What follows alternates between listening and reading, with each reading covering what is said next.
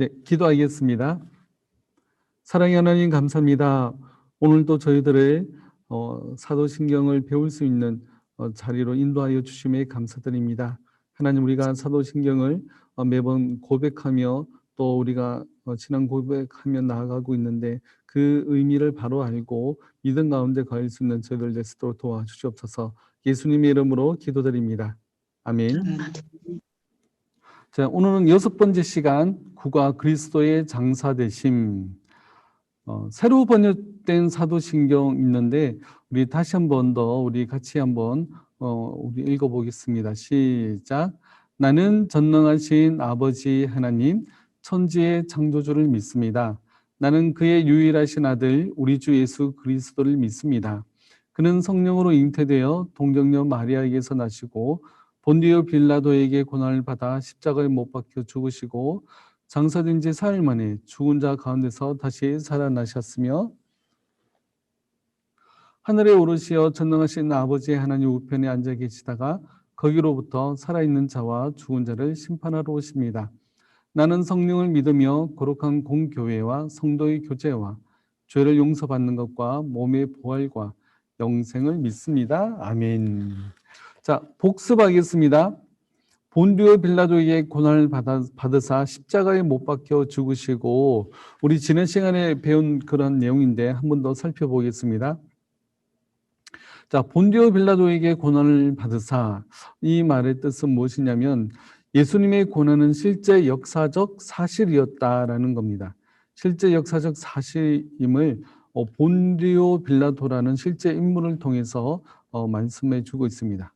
그리고 빌라도에게지만 사실 이제 원어로 본다면 빌라도 아래, 그러니까 빌라도만 사형 선고 내릴 권한이 있었기 때문에 빌라도가 대표자로서 본디오 빌라도에게 고난을 받으셨다라고 표현하고 있는 것입니다. 자, 그러면 십자가에 못 박혀 죽으시고, 이 내용은 어떤 내용이냐면 십자가는 가장 극심한 고난이며 모멸적인 저주와 욕을 당하는 그런 장소가 바로 십자가였습니다. 이것은 이제 가장 큰 고통은 하나님에게서 끊어진 그런 고통입니다. 그래서 예수님에게서 가장 큰 고통은요, 하나님으로부터 끊어진 유일한 그런 시간이었는데 이것이 가장 고통스러운 시간이었습니다.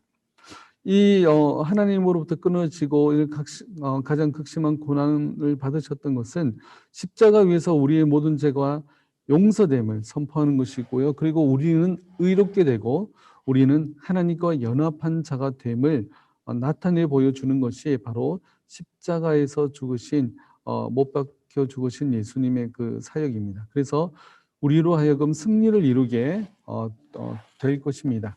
우리는 이제 예수 그리스도의 그 승리로 말미암아 우리는 모든 것에서 죽음과 사망으로부터 그리고 죄와 모든 이제 형벌로부터 이제 벗어나고 승리를 이루게 될 그러한 신분의 사람이 된 것입니다.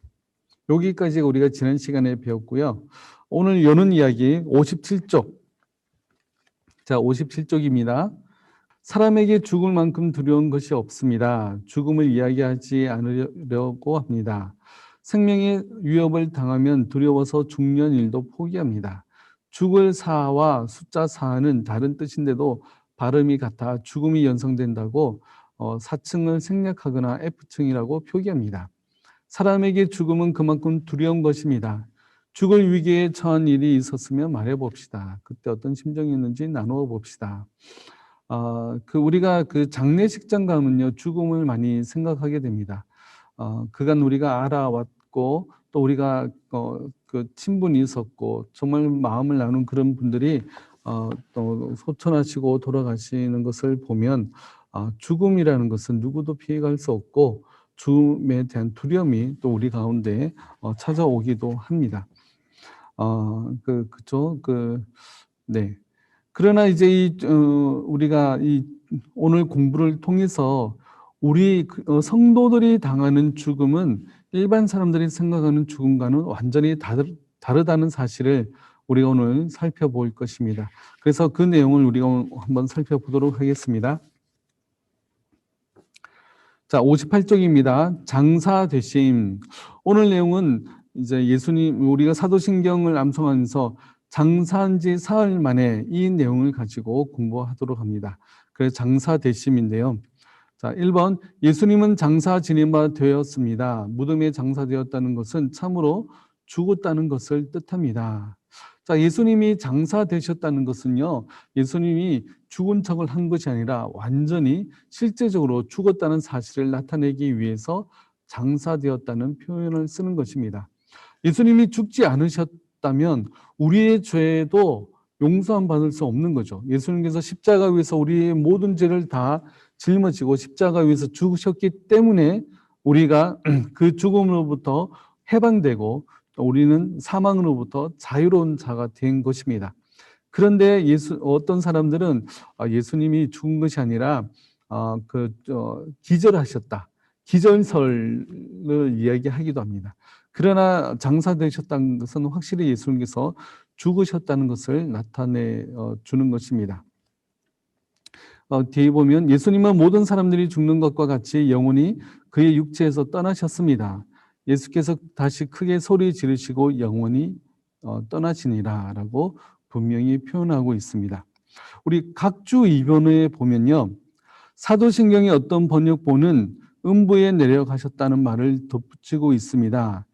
이 말은 예수님이 실제로 지옥에 내려가셨다는 것이 아니라 예수님이 받으신 죽음의 고통이 실로 극심하였음을 비유로 표현한 것입니다. 이게 무슨 말인가 하면요, 우리 한글 사도신경에는 음부에 내려가사라는 부분이 없어요. 빼버렸거든요. 그러나 영어라든지 옛날 라틴어라든지 이런 사도신경 안에는 이 음부에 내려가사, 예수님께서 장사 지낸 바 되셨다가 음부에 내려가사 3일 만에 다시 살아나셨다. 이 내용이 있어요. 그렇다면 우리 한글에서는 왜 뺐는가? 또 이제 요즘은 이제 글로벌 시대니까 인터넷만 찾으면 그 내용이 다 있다는 사실을 다 알아요. 그런데 그 내용을 잘못된 내용을 우리가 알고 습득하기가 쉽기 때문에 이 부분에 대해서 한번 우리가 살펴보고 지나가도록 하겠습니다. 그래서 장사 지낸 바 되시고라는 말 뒤에 음부에 내려가사라는 말이 덧붙여진 사도신경이 있습니다. 지금도 사용되고 있고요. 우리 한글 말고는 대부분 사용되고 있습니다. 우리 개혁주의, 우리는 장로교고 우리는 개혁주의인데 개혁주의적 입장은 이것을 비유적으로 해석합니다. 비유적으로. 이걸 잘 기억하셔야 됩니다. 네. 예수님이 실제로 지옥에 내려가셨다는 것이 아니라 예수님이 받으신 죽음의 고통이 실로 극심했음을 비유로 표현한 것입니다. 그러니까 그 예수님께서 음부에 내려가사 이런 표현은 예수님의 그러한 고통이 실제적으로 매우 극심했음을 보여주는 그러한 표현으로서 음부에 내려가사라고 나와 있는 것입니다. 자, 음부에 내려가사, 음부는 어떤 특정한 장소가 아닙니다. 우리가 잘못 생각하면 이 음부가 어떤 특정한 장소라 생각하고 지옥과 같은 그런 장소로 생각하기 때문에 잘못된 해석을 하기가 쉽습니다. 헬라어로 음부는 더 낮은 곳이란 뜻입니다. 더 낮은 곳. 그 예수님께서는 가장 낮은 그런 상황에 처해진 그것을 이야기하는 것이 바로 음부에 내려가사입니다. 그래서 예수님은 십자가에서 달려서 돌아가실 때 좌우에 강도들이 있었는데 한편 강도에게 이렇게 말씀하십니다. 내가 오늘 나와 함께 낙원에 있으리라.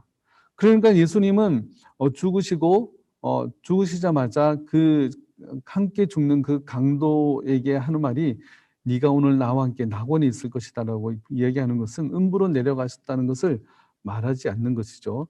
이것을 또 우리 기억하면 좋겠습니다. 그래서 예수님은 죽으시고 지옥에 내려가신 것이 아니다. 네, 아니라는 겁니다. 자, 음부에 내려가사 다른 해석이 있습니다. 자, 음부에 내려가사 이 구절은 예수님께서 이 땅에 태어나시고 고난받으시고 십자가에 못 박히시고 죽으시고 장사되신 모든 것을 총괄한다고 볼 수가 있습니다. 십자가 위에서의 받는 고통이 아니라 음부에 내려가사 이 표현은요, 낮아지셨다는 것인데 예수님의 낮아지심은 예수님이 이 땅에 태어나신 것부터 인간의 몸을 입고 이 땅에 태어난 것부터 낮아지심의 상태라고 그랬죠. 그렇다면 예수님께서 태어나시고 고난받으시고 십자가에 못 박히고 죽으시고 장사되는 이 모든 것들을 다 포함하는 그런 이제 의미로서 음부에 내려가사라는 부분을 사용했습니다. 그런데 천주교의 해석이 있습니다. 천주교는요, 음부는 불완전한 영혼이 정화되는 장소인 연옥이다라고 이야기합니다. 특별히 이곳은 선조 림보라고 이야기합니다. 선조 림보라는 것은요, 구약의 신자들이 예수님께서 그들을 구원하실 때까지 희망을 가지고 있으면서 쉬는 곳. 그러니까 예수 그리스도를 통해서 우리가 구원받을 수 있는데, 예수 그리스도께서 이 땅에 오시기 전에 죽은 구약의 신자들은 천국도 못 가고 지옥도 못 가고 선조 림보라는 곳에 있다가 예수님께서 오셔서 예수님께서 음부로 내려오셨다는 것은 이 선조 림보에 내려오셔서 여기 있는 영혼들을 구원하셨다라는 표현으로서 이 음부에 내려가사를 해석합니다. 자, 이거는 잘못된 것이죠. 음부가 어떤 특정한 장소가 아니라고 했는데 여기는 선조 림보라는 장소로 사용하고 있습니다. 베드로전서 3장 19절 말씀, 저가 또한 영으로 옥에 있는 영들에게 전파하시니라. 그래서 베드로 3장 19절을 선조 림보에 있는 영들이라고 천주교에서는 해석합니다. 자, 그렇다면 또 다른 해석이 있습니다. 제2기회설. 제2기회설은 뭐냐면 그리스도께서 죽으신 후에 부활하실 때까지 3일 동안이죠. 지옥에 내려가셔서 지옥에 있는 영들에게 복음을 선포하셔서 제2의 기회를 주신다고 이야기하는 거예요. 우리가 이런 얘기 많이 들었죠. 음부에 내려가사 지옥에 있는 영들에게 한 번 더 기회를 주시기 위해서 그곳에서 예수님께서 복음을 선포하셨다라고 이야기하는데 이것도 잘못된 겁니다. 음부가 어떤 특정한 장소가 아니라고 했는데 여기는 지옥에 내려갔다고 이야기하면서 지옥에 있는 영들을 구원해 준다는 그런 내용인데 성경 어디에도 제2의 기회를 준다는 내용은 말하지 않습니다. 그러니까 이것도 잘못된 해석입니다. 한번 지옥에 간 영혼은 다시 구원받아 천국에 갈 수가 없습니다. 그렇기 때문에 예수님께서 지옥에 내려가셔서 제2의 기회를 위해서 그들에게 복음을 선포했다는 것은 잘못된 표현인 거죠. 잘못된 해석인 거죠. 또 다른 이제 해석이 있습니다. 루터파 있습니다. 루터파는 사탄과 흑암의 세력들에게 자신의 승리를 드러내셔서 완성하시고 그들에게 명백한 유죄 선언을 하시기 위해서 음부로 내려가셨다고 합니다. 이것도 이제 음부를 지옥으로 이렇게 하시면서 지옥에 있는 영들을 구원하시기 위해서 내려가신 것이 아니라 그곳에 있는 사탄과 흑암의 세력들에게 예수 그리스도의 승리를 드러내시기 위해서 그리고 승리를 완성하시기 위해서 내려가셨다라고 표현하는데 이것도 잘못된 해석입니다. 음부를 특정 장소로 말하고 있는 것이죠. 그래서 더 이상 지지되기 어려운 그런 해석이 바로 음부가 어떤 특정한 장소, 특히 지옥이라는 특정한 장소로 해석하는 것은 잘못된 것입니다. 그래서 우리 개혁파, 우리 장로교파 또 개혁파라고 얘기하는데요. 우리는 그리스도께서 우리를 위해 당하신 말할 수 없는 고뇌와 고통과 공포를 비유적으로 표현한 말로서 음부에 내려가사라고 우리는 표현합니다. 그리스도께서 우리를 대신하여 우리의 자리에서 그런 고뇌와 고통을 받으셨으므로 우리를 지옥의 고뇌와 고통에서 구원하신 것으로 보는 것입니다.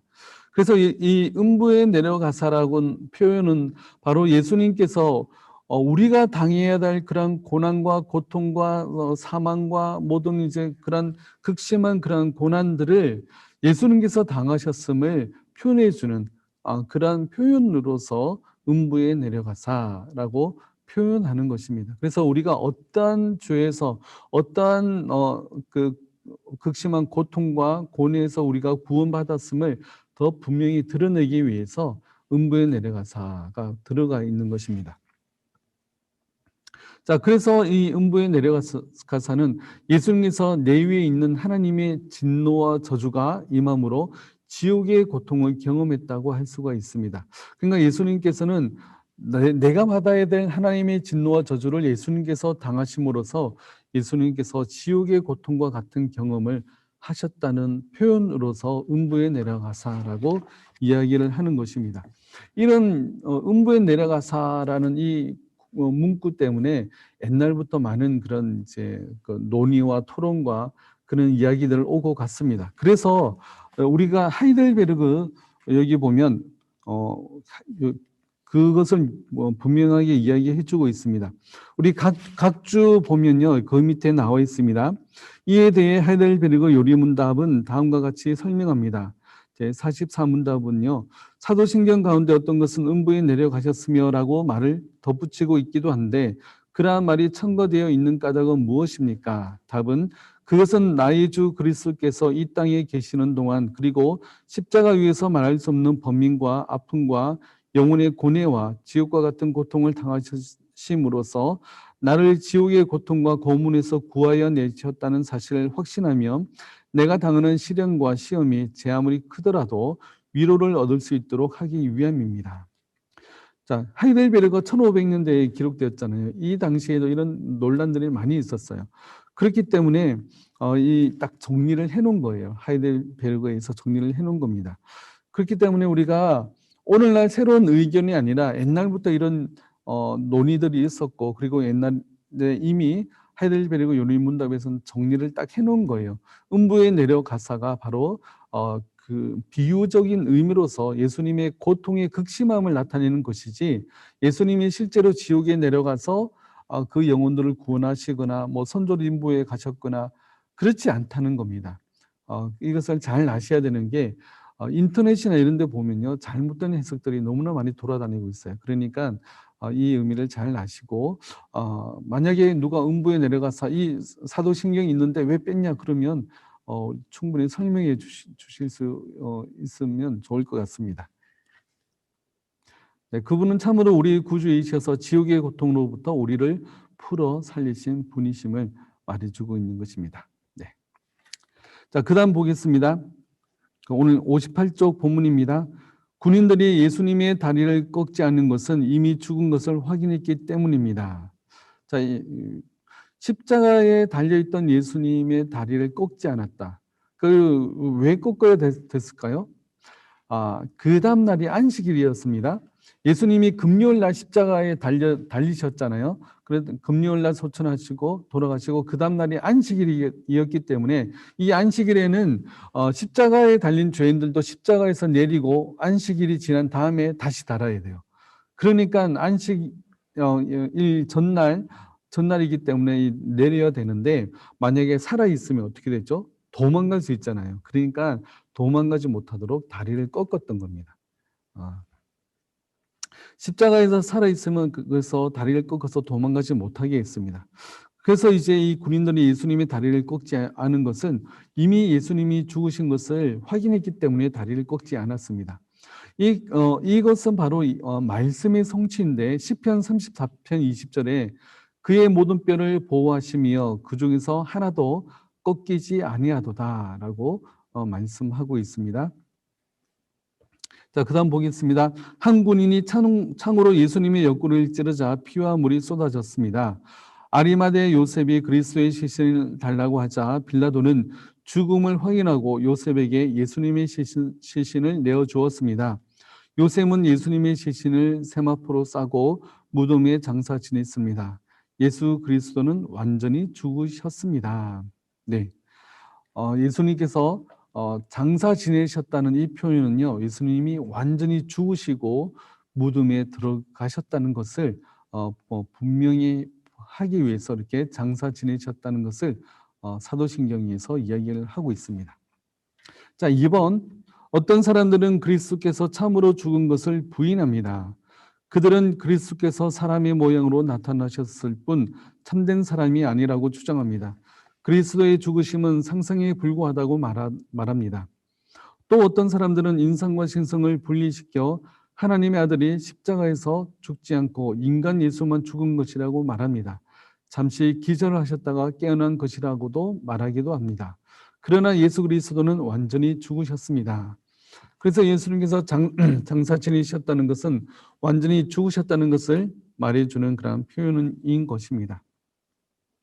자, 질문 1번. 예수님이 장사되었다는 것은 무엇을 뜻합니까? 예수님께서 완전히 죽으셨다는 것을 뜻합니다. 네, 질문 2번. 예수님이 완전히 죽으셨다는 것을 입증할 수 있는 증거는 어떤 것들이 있습니까? 아까 잽싸게 지나갔는데요. 답을 보면 죽은 것을 보고 다리를 꺾지 않았습니다. 그리고 창으로 옆구리를 찌르자 물과 피가 나왔고 빌라도가 죽은 것을 확인했습니다. 그리고 세마포로 싸서 무덤에 장사 지냈습니다. 이것이 바로 예수님이 죽으셨다는 것을 입증하는 그런 증거들이 되겠습니다. 자, 59쪽입니다. 우리를 위한 죽음과 장사.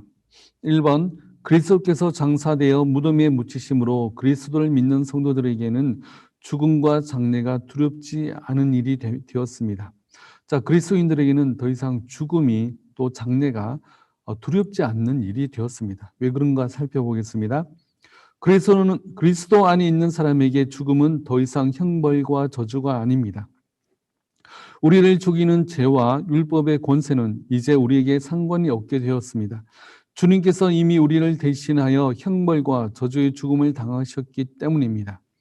우리는 사망아 너희 이기는 것이 어디 있느냐, 사망아 너희 쏘는 것이 어디 있느냐라고 말할 수 있는 그런 사람이 된 것입니다.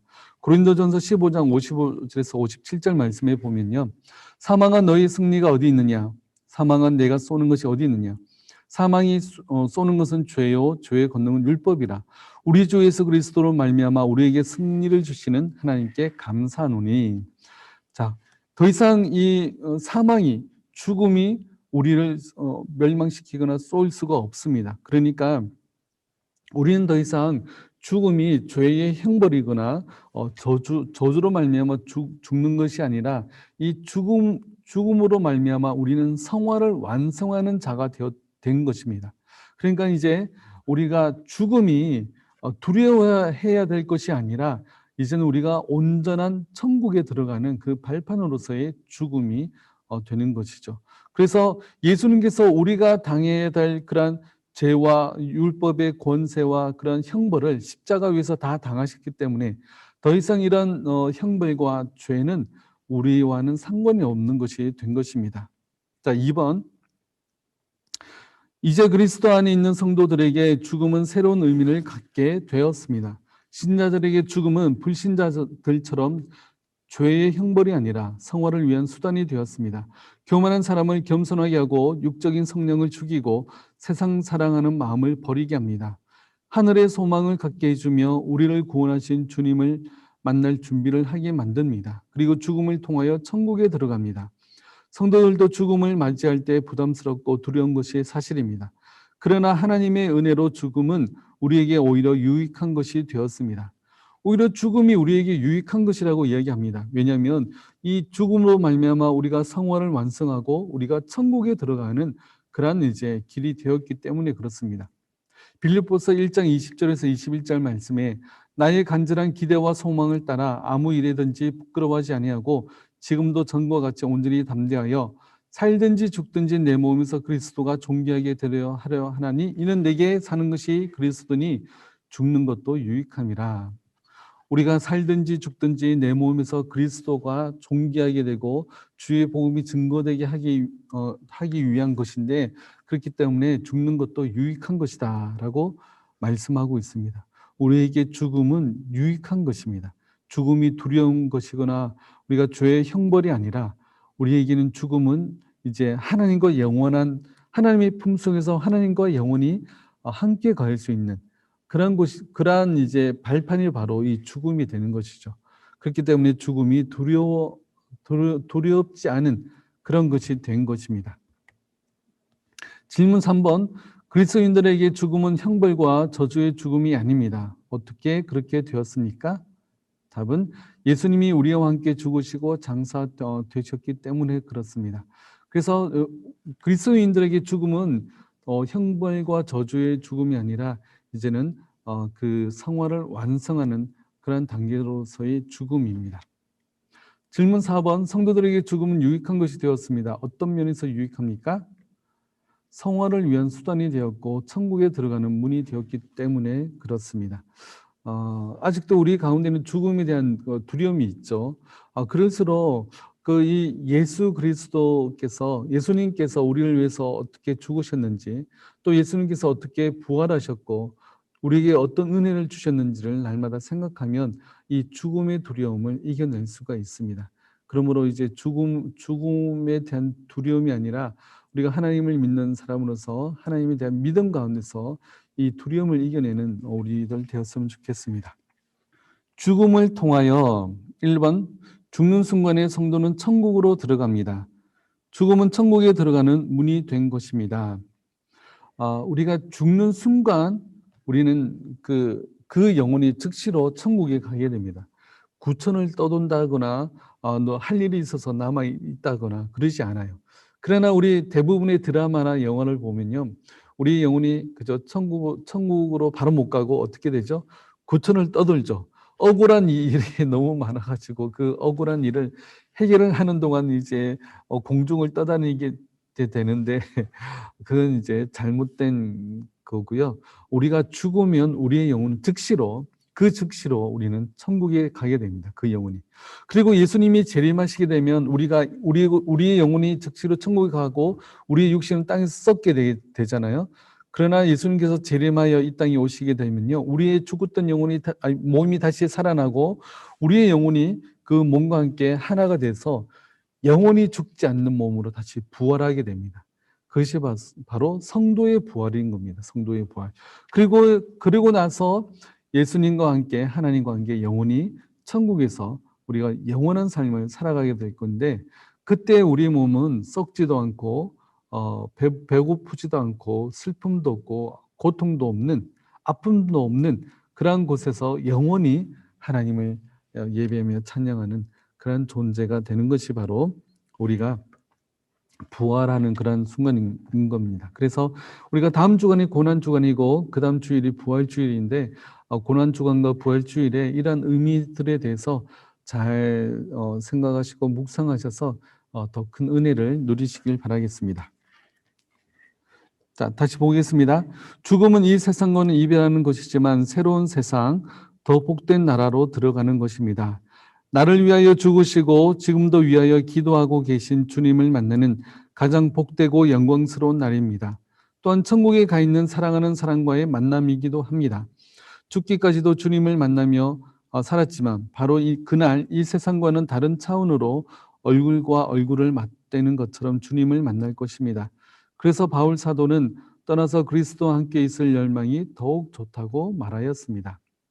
자, 우리가 죽고 천국 가면요, 다 못 알아보는 것이 아니라 이 땅에서 살았던 사람들을 다 알아보게 될 거예요. 너무나 즐겁겠죠. 우리 뭐 믿었던 우리 성도들, 내가 아는 우리 성도들 아니면 그런 이제 부모님들 모두 다 이제 천국에 가 계시다면 천국에서 다 만나게 될 거예요. 우리 여러분들도 나중에 천국에서 다시 만나게 될 거예요. 그때는 시간이 제한이 없어요. 그래서 우리 엄기훈 집사님과도 10년 동안 대화하면서 교제를 나누다가 우리 영경희 권사님과도 10년 동안 대화 나누며 교제할 정도로 그 무한의 시간이기 때문에 그곳에서 우리가 영원히 하나님을 찬양하며 하나님을 경배하며 예배하는 그러한 장소가 바로 천국인 것입니다. 네, 기대되죠. 그래서 천국은 우리가 소망하는 그런 장소이기 때문에 우리가 이 죽음조차도 우리는 두려워하지 않을 그런 이유가 되는 것입니다. 자, 2번, 그때 우리의 죄성과 그릇된 욕망은 다 사라집니다. 육신에 남아있던 죄성이 찌꺼기들이 완전히 사라집니다. 이 땅에서 그렇게 바라던 일이 일어날 것입니다. 하나님의 말씀을 알면서도 행하지 못하던 연약함은 사라지고 온전한 마음으로 하나님의 법을 즐거워합니다. 우리가 이제 천국에 가게 되면 우리가 완전한 사람으로 변화됩니다. 그래서 우리 안에 있는 죄성과 그릇된 욕망들을 우리는 천국에서는 다 이제 씻어내고 우리가 완전한 사람이 되어서 온전한 마음으로 하나님의 법을 즐거워하면서 하나님을 경배하는 그런 존재가 되는 겁니다. 로마서 7장 18절 19절 말씀에는 이렇게 이야기합니다. 내 속 곧 내 육신에 사는 것이 거하지 아니하는 줄을 아노니 원함은 내게 있으나 선을 행하는 것은 없노라. 내가 원하는 바 선을 행하지 아니하고 도리어 원하지 아니하는 바 악을 행하는 도다. 우리가 이 땅에서는요, 우리의 마음의 원함은 있으나 우리는 이 죄성으로 말미암아 죄의 찌꺼기죠. 죄성으로 말미암아서 우리가 선은 행하지 아니하고 악을 행할 때가 더 많다는 겁니다. 얼마나 연약하고 얼마나 나약한 존재입니까? 그러나 우리가 중요한 것은 원함이 내게 있다는 사실이 중요합니다. 그러니까 이 땅에 살면서도 우리가 하나님의 법과 하나님을 찬양하고 하나님 이름을 높여드리기를 우리가 기뻐하고 하나님의 말씀에 순종하기를 기뻐하는데 실제로 그렇게 살지 못할 때가 많은 거죠. 그러나 그런 원함이 내 안에 있다는 것은 얼마나 큰 소망인지 모릅니다. 그것이 바로 큰 소망이고 이 땅에서 죄와 싸워 나가면서 그런 이제 우리가 더욱더 점점점 성화되는 점점점 예수 그리스도를 닮아가는 그런 삶을 살아갈 수 있는 존재가 된 것이 바로 우리가 구원받은 증거이기도 합니다. 그렇기 때문에 원함은 내게 있으나 내가 원하는 바 선을 행하지 않는다고 너무 낙심하지 마시고 우리가 쓰러지고 넘어지더라도 우리가 하나님께 기도하고 또 하나님 의지하고 다시 일어서서 다시 나아갈 수 있는 그러한 믿음이 우리 가운데 있다는 사실입니다. 그렇기 때문에 그 내 마음 가운데 주신 그러한 신앙의 뿌리 그 원함을 가지고 더욱더 하나님이 기뻐하시는 삶을 살아가도록 싸워 나가며 또 이겨나가는 우리들 되었으면 좋겠습니다. 또 마음을 다하여 하나님을 영원히 사랑합니다. 성도들을 향하여 조금의 거짓도 없이 사랑하고 축복합니다. 죽음을 통하여 성도는 한 사람도 예외 없이 이런 복된 상태로 변화될 것입니다. 우리가 죽게 되면 우리가 이렇게 완전한 존재로 변화될 것임을 성경에서는 이야기를 하고 있습니다. 그러니까 너무 두려워하지 마시고 또 우리가 영원한 기쁨과 즐거움을 누릴 수 있는 것이 바로 천국에서의 삶임을 기억하시고요. 그리고 이 땅에서 우리가 또 질병으로 말미암아 우리가 연약한 몸을 가지고 살아가잖아요. 그러나 그곳에서는 더 이상 질병이 있는 그런 몸이 아니에요. 그렇기 때문에 완전한 그런 몸을 가지고 살아가게 될 건데 가장 완벽한 그 몸을 가지고 천국에서는 살아가게 될 거예요. 100세 노인이 죽었다고 천국에서도 100세냐? 그 천국에서도 허리도 못 펴고 이게 기어다니고 그러면 얼마나 천국이 아니잖아요.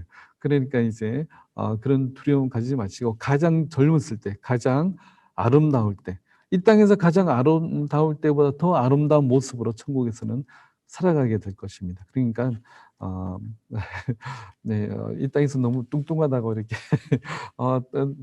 천국에서 그대로 뚱뚱해져 있으면 어떡하지 이런 걱정 안 하셔도 되겠습니다.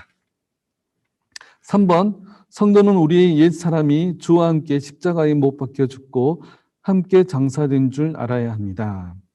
자, 갈라디아서 2장 20절에 이렇게 이야기합니다. 내가 그리스도와 함께 십자가에 못 박혔나니 그런즉 이제는 내가 사는 것이 아니요 오직 내 안에 그리스도께서 사시는 것이라. 이제 내가 육체 가운데 사는 것은 나를 사랑하사 나를 위하여 자기 자신을 버리신 하나님의 아들을 믿는 믿음 안에서 사는 것이라. 네. 이제는 우리 옛사람이 십자가에서 다 못 박혔습니다. 우리는 새로운 사람이 되었고 이제는 내 안에 그리스도께서 사시는 사람이 되었고요.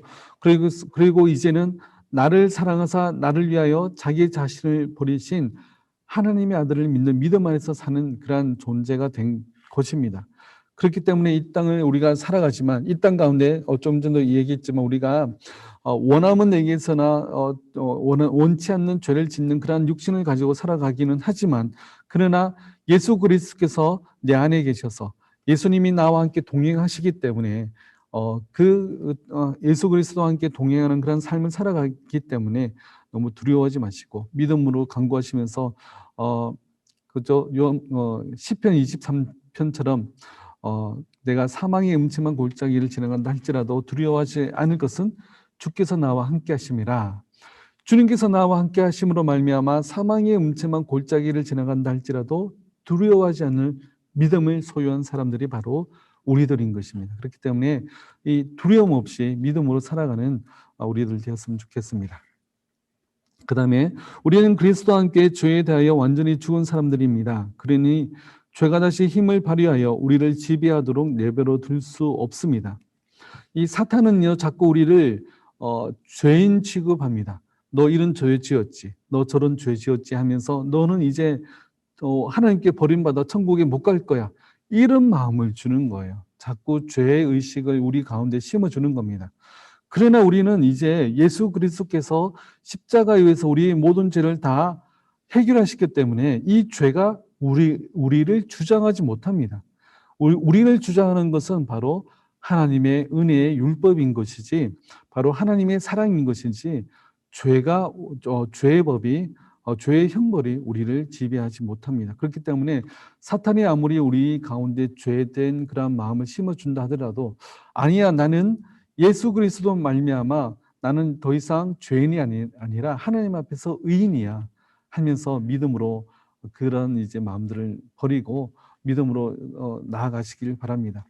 자꾸 이제 죄를 자꾸 생각하게 되면 어떤 생각까지 하게 되냐면, 나는 천국에는 합당한 사람이 아니야, 나는 천국에 들어가지 못할지도 몰라, 이런 마음을 자꾸 가지게 되는 것이죠. 그런 마음을 가지지 말고 하나님이 나를 사랑하사 그 아들 예수 그리스도를 버리시기까지 나를 사랑하신 그 하나님이시라면, 이 하나님의 사랑에서 끊을 수 있는 것은 이 세상에 아무것도 없음을 기억하시고 나아가시길 바라겠습니다. 자, 그다음 보겠습니다. 우리는 새 생명을 얻은 사람이요 새 생명 가운데 걸어가는 사람들이 되었습니다. 그러니 자신을 하나님께 거룩한 산 제물로 드리며 살아야 합니다. 우리 몸을 의의 병기로 드리며 살아야 합니다. 로마서 6장 12절 13절 말씀에는요, 그러므로 너희는 죄가 너희 죽을 몸을 지배하지 못하게 하여 몸의 사욕에 순종하지 말고, 또한 너희 지체를 불의의 무기로 죄에게 내주지 말고, 오직 너희 자신을 죽은 자 가운데서 다시 살아난 자 같이 하나님께 드리며 너희 지체를 의의 무기로 하나님께 드리라 라고 말씀하고 있습니다. 이 땅은 사실 전쟁터입니다. 전쟁터. 우리가 신앙을 가지고 있다고 하지만 우리가 아무것도 싸우지도 않고 가만히 있으면 우리는 패배할 수밖에 없습니다. 그렇기 때문에 우리는 말씀으로 무장하고, 그리고 우리는 의의 병기라고 그랬습니다. 의의 병기. 그러니까 그런 몸의 사욕, 내 욕심대로 이 땅을 살아가지 말고 우리가 어떤 존재임을 한 번 더 기억하여서 하나님의 말씀 가운데 살아가도록 우리는 더 노력해야 됩니다. 그래서 죄에게 내 자신을 내어주지 말고 자꾸 내 자신을 말씀 앞에 세우고 자꾸 내 자신을 하나님 앞에 나아가게 해서 우리가 하나님과 함께 동행함으로 말미암아 이 죄와 싸워나가는 그런 존재로서 우리가 이 땅을 살아가야 될 것입니다. 그래서 의의 무기로 하나님께 드리라고 말씀하고 있습니다. 군인이 그 싸움을 잘 싸우기, 전쟁을 잘 하기 위해서는 연습이 필요합니다. 사격술도 필요하고 여러 가지 그 제식 훈련도 필요하고 무기를 다루는 그 기술들도 필요합니다. 그렇기 때문에 우리가 의의 무기로서 우리가 나아가기 위해서 이 땅에서 우리가 그 의의 무기, 말씀의 무기를 자꾸 갈고 닦아서 우리가 싸울 수 있는 그러한 무기를 개발하고 나아갈 수 있도록 해야 되는 것이죠. 네. 질문 5번. 죽음을 통하여 성도는 어디로 갑니까? 네, 천국에 갑니다. 6번. 죽음을 통하여 성도는 어떤 상태가 됩니까? 죄성은 사라지고 하나님을 마음을 다하여 사랑하고 성도들을 거짓 없이 사랑하는 그러한 완전한 존재가 되는 겁니다. 그래서 죽음이 더 이상 두려운 것이 아니라 우리가 더욱더 완전한 존재로 다시 변화되는 그러한 과정으로서의 죽음이라고 우리는 생각하시고 또 그렇게 믿고 나가야 되는 겁니다. 그렇기 때문에 우리가 천국을 소망하며 이 땅을 살아갈 수가 있는 겁니다. 네, 또 죽음은 두려운 것이 아니라 우리가 천국에 들어가는 발판이 된다 생각하시고 또 소망 가운데 살아가시길 바라겠습니다. 자, 적용을 위한 질문. 죽는 순간 성도가 잃는 것은 무엇입니까? 얻는 것은 무엇입니까? 이거는 우리가 방금 공부 다 했죠.